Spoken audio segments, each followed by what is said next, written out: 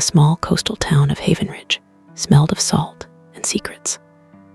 Alina Grayson stood at the edge of her garden, her auburn hair catching the late afternoon sun as she watched the waves crash against the cliffs. At 32, she was a woman of quiet beauty, sharp cheekbones softened by a perpetual melancholy, eyes like storm clouds that held stories she never told. Her husband, Thomas, was inside their quaint seaside cottage, tinkering with one of his endless mechanical projects. He was a good man, steady, reliable, the kind of husband who fixed things when they broke, and never asked too many questions. But Alina's heart, restless and wild, had begun to drift long before she understood why. Before we jump in, real quick, most of you who enjoy these videos still haven't subscribed. If you're one of them, please take a second to hit that button. It helps with channel growth so much and means more than you know. And if you're already subscribed, thank you. Now, let's begin. It started with the letters. Not love letters, not at first.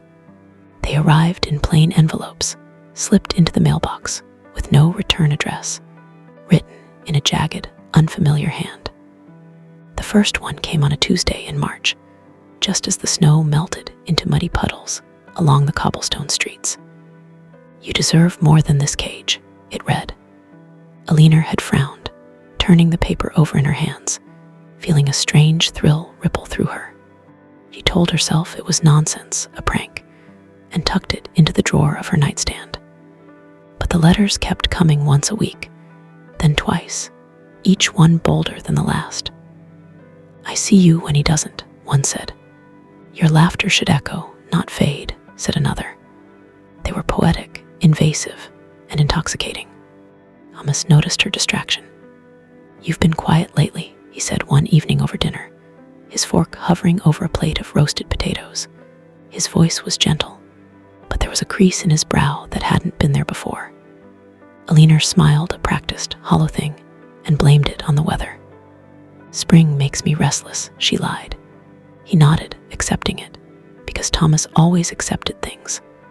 That was his nature, to trust, to mend, to move forward without looking too closely at the cracks. The truth was, Alina didn't know who was writing the letters. She'd spent hours peering out the window, studying the faces of deliverymen, neighbors, even the old fishermen who lingered by the docks. She started taking longer walks, her coat pulled tight against the wind, hopping to catch a glimpse of the stranger who seemed to know her better than she knew herself.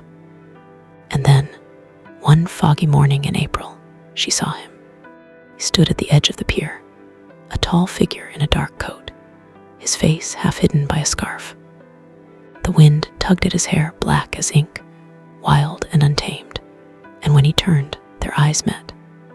He didn't smile, didn't wave, just held her gaze for a moment that stretched into eternity. Then he was gone, swallowed by the mist. Alina's breath caught in her throat, her pulse racing as if she'd run a mile. She told herself it was nothing, a coincidence, but that night, a new letter arrived. "I saw the storm in your eyes today. It's beautiful." He should have told Thomas. She should have burned the letters, locked the doors, and buried the fluttering in her chest. But instead, she wrote back. Just one line, scrawled on a scrap of paper she left in the mailbox. "Who are you?" The next day, there was a reply. "Someone who's been waiting." And with that, the dam broke. We met in secret at the pier, in the shadowed alleys behind the market, beneath the ancient oak that leaned over the cliffs. His name was Julian, a painter who drifted into Haven Ridge after years of wandering. He was everything Thomas wasn't: reckless, intense, with hands that trembled when he spoke of art and eyes that burned when they looked at her. He didn't ask her to leave her husband, didn't demand anything. He just listened, laughed, and painted her in colors she'd forgotten she could feel. Alina told herself it wasn't cheating, not really. There were no kisses, no stolen nights, just words and glances, and the weight of what might be. Secrets have a way of growing heavy. Thomas began to notice more her late returns from walks, the ink stains on her fingers, the way she flinched when he touched her shoulder. "Are you happy, Ellie?" he asked one night, his voice raw with something she couldn't name. She wanted to say yes, to reassure him, but the lie stuck in her throat. Instead, she turned away, and the silence between them thickened. The turning point came in June, when the town buzzed with preparations for the summer festival. Julian had asked her to meet him at the old lighthouse, a crumbling relic perched on the cliffs. "I have something for you," he'd written. She arrived at dusk, her heart pounding, and found him waiting with a canvas in his hands. It was a portrait of her, not smiling, not posed, but raw and real, her eyes wide with longing, her hair tangled by the wind. "This is how I see you," he said, his voice low. "Not trapped, not fading, alive." She reached for it, her fingers brushing his, and for the first time, they crossed the line. It wasn't a kiss, not yet, just a moment where their hands lingered, their breaths mingled, and the world tilted. But it was enough to make her realize she couldn't keep splitting herself in two. That night, she went home to Thomas, the portrait hidden under her coat. He was in the kitchen, fixing a broken clock, his hands steady as always. "Where have you been?" he asked, not looking up. Alina hesitated, then set the canvas on the table. "I need to show you something," she said, her voice trembling. Thomas stared at the painting, his face unreadable. Minutes passed, 5, 10, an eternity. Finally, he spoke. "Who is he?" His tone wasn't angry, wasn't accusing. It was worse. It was broken. "His name is Julian," she said, tears burning her eyes. He's not what you think. It's not what you think." "Then what is it?" Thomas stood, the clock forgotten, his hands clenched at his sides. "Because I've been watching you disappear, Ellie. I've been trying to fix it, but I can't fix what you won't let me see." He told him everything, the letters, the meetings, the way Julian made her feel seen. She told him she hadn't slept with Julian, hadn't kissed him, but that didn't matter. The betrayal was deeper than flesh. It was in her heart, her mind, her soul. Thomas listened, his jaw tight, his eyes glistening. When she finished, he didn't yell. He didn't storm out.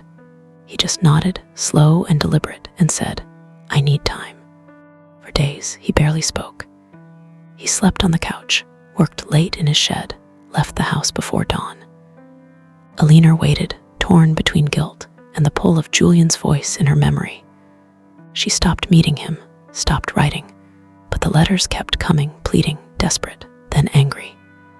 "You can't hide from this," one read. "You're mine, even if he doesn't know it."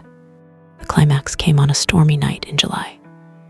Alina was alone, the wind howling through the cottage, when the door burst open.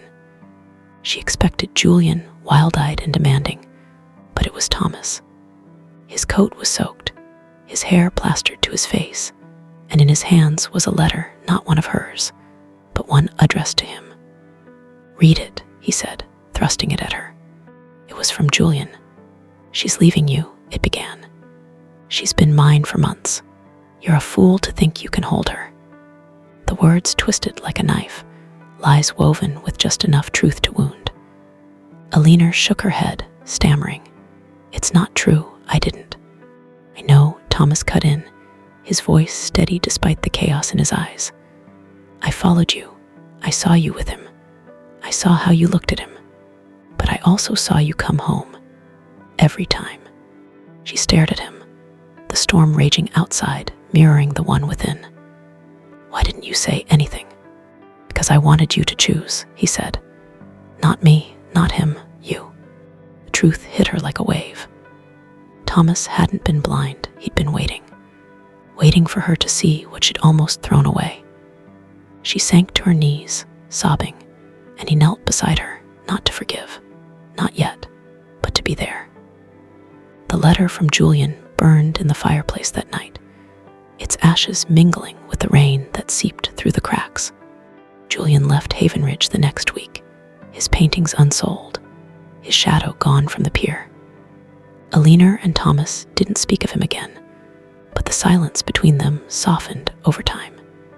She never wrote another letter, never sought another escape. And Thomas, with his steady hands and quiet heart, began to fix something new, them. Years later, standing at the same garden edge, Alina watched the waves again. Thomas joined her, his arm brushing hers, and she leaned into him. The storm in her eyes had settled, not gone, but tamed. She was still restless, still wild, but she'd chosen her cage. And somehow, it no longer felt like one.